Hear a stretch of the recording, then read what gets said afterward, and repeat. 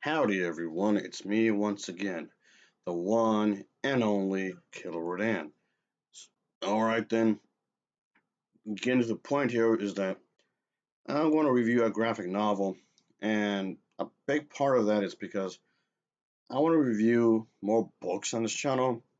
I don't know how often I'll do that, and that's kind of why I want to talk about this, because reviewing books on this channel, whether it's novels or comics or graphic novels, whatever you want to call them, it's sporadic. Okay? It's very sporadic, and I don't like the fact I've done it like that in the past. It's very random, and I kind of feel like I should have been more on point on that, really. But whatever, whatever. Anyway, so today's review, I'm reviewing. I guess this has two books in one, I suppose. It's supposed to be like a little special thing. And here it is. Oh yeah, this is what I'm talking about, folks. Well, definitely. The one titled Best Friends is the first story of the two, and the second one being Teacher's Pet. So it will be told in that order, just so you know. And I found this at Target, definitely. And for this one, yeah, it looks like some. I guess let me see here, like a little bit at the end with some. They're like stickers or whatever at the end. I still kept it here, of course. It's like those stickers at the end of here. But yeah, it's pretty thick. So yeah, but anyway, this is the novel I'm talking about for this video, of course. And yeah, it's two novels in one. So I'm guessing these were originally celebrated. They were released in two separate books, of course, and whatnot. So there was that. But anyway, so yeah, I'll give like a general story here, of course. So there was that. I'll say the art cover, either for the solo books or together, is actually pretty good. I like.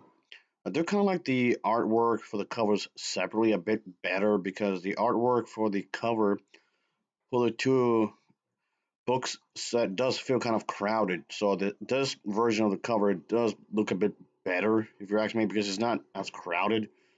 But that's just me though. Just okay, whatever. Suppose. Yeah, having it like this, I don't know, it just doesn't seem right to me, if you ask me, folks. Seems like a good chunk of it is removed. So I'll give of course, a general summary of the story, which I guess we kind of it's fine, but at the same time, it's trying to just give a general idea in the sense that I want to give a good idea what's going on, but at the same time, that may be difficult because there's only certain aspects I would like to talk about, but I don't want to spoil it really. But anyway, like I said, there's two stories in one, so I have to pretty much give like a general idea in some ways. And like I said a moment ago, the first one is best friends. So the twins, Jessica and Elizabeth, always had been inseparable, of course, and like all sisters, they would just do everything together and do a lot of stuff together and whatnot. So this whole thing pretty much starts off with middle school, of course, and yes, of course, that means there'll be a chance for new beginnings, at least for them, of course. So you get to see what would happen when the twins start to realize that, yeah, they don't exactly have to do everything alike. They can dress differently, they have to act differently, have different interests. While one of the sisters may be welcome to this, the other one isn't exactly accepting of this. So, of course, this caused some tension between the two. And yeah, of course, there might be a bit of a conflict, some bit of drama. And yes, of course, somebody has to step in and let them know that this is a perfectly okay. Because I guess, in other words, this is basically a coming of age type of a storyline going on here, quite clearly. And yes, that's definitely a thing. It's going to create conflict, especially when it comes to friends that knew them for such a long time. They would dress up alike and eat things alike, stuff in that nature. Like music alike, of course. Which, granted, is a bit of a stereotype when it comes to twins, but whatever. Anyway, so the friends, of course, may notice that there's a bit of a separation here. So, of course, somebody might want to make a compliment about that. And that's for the first story. Again, the first one being best friends. Second, the second book is Teacher's Pet. And this one, Jessica, she's the better dancer of the two, but they would dance. There's a dance teacher that they have always seems to have eyes for Elizabeth. So yeah, things become pretty chaotic because of that. Because it seems like one twin is being favored more than the other. So this in itself will create conflict, of course, between the two. Even worse, however, it gets more complicated due to the fact that Elizabeth Elizabeth refuses to believe that their teacher is favoring her with Jessica and whatnot. So Jessica's attitude is, I guess, souring because of this. And yeah, Elizabeth realizing that Jessica might be actually right about that. So things don't seem quite right. So I guess there's going to be a bit of a fuss because of this kind of thing. And yeah, so that's like the general idea between these two stories. I mean, there's more to it than that, of course, but that's like the basic thing what's going on when it comes to the grand scheme of things. But I do like the artwork in throughout the entire thing. It's pretty simple, sure, and whatnot. And yes, of course, the personalities are gonna be different, and contrary to power belief and whatnot. And it's just this is how they are.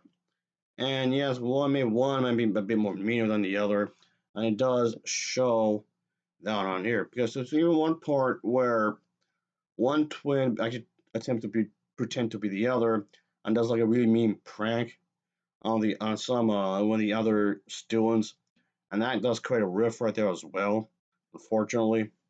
But yeah, that just adds to the drama, quite a bit of it actually. So, like I said, there's quite a bit I want to talk about this when it comes to the story, the two stories, but I would just leave it at that. But like I said, the artwork's pretty good. The characters' designs aren't too shabby, and it does go with it like a slice of life kind of a storytelling here, folks. With the whole thing, there's even one bit with the like the dancing things. That wait, if you're wondering what does that mean, it's the whole thing with the ballerina. The whole yeah, it goes into the whole ballerina thing. But anyway, like I said, I'll live in that when it comes to the artwork and the storytelling.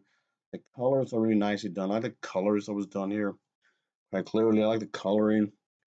It seems really nice in that regard. So the colors that were used for this, those seem like really soft colors and whatnot, and it does help to bring life to the overall tone that the author was aiming for. The author was actually really good in trying to make everything seem really nice and whatnot. When it comes to the story, of course, or stories, as it's like, yeah, not a bad read. I don't think so. It's pretty straightforward in a lot of ways, but at the same time, trying to saw how these characters will be, and of course the whole middle school life, and then versus how they want to be in the home life, of course, how that would be. But not too shabby, not too shabby.